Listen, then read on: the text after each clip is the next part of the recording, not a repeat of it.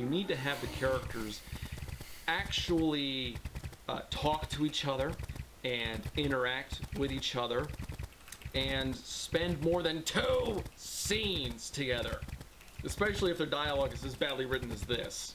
But life moves on, and James is introduced to his mother's boyfriend, a man who is so important that she's been going out with him for several months, and James has no idea who he is, and yet his mother is talking about moving the whole family to the other sides of the mountain to be with this guy.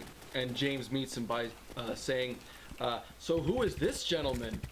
Which up to this point is so out of character for James. We don't see him doing anything remotely like this prior. This does lead to an interesting moment on the next page, though.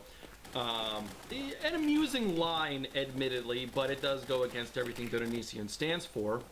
James has a sister that he doesn't really get along with, and she decides to just kind of attack him by saying, "My sister interrupted. Aren't you seeing that messed up emo chick, James?" Looking over at my sister with a blank face, I said, "Aren't you seeing every guy at school, Lisa?"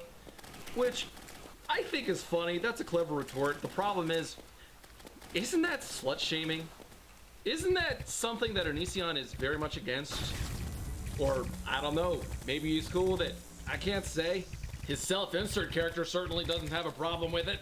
So anyway, James is considered for a TA position in his history class. Not sure why. He's shown no significance in any of these classes, and all the teachers seem to hate him. But he's pulled in as a TA. For that to happen, though, he would have to drop his art class, so he makes a deal with the guidance counselor, Ms. Robertson, and I'll have a lot to talk about her later on. She warns him to not get involved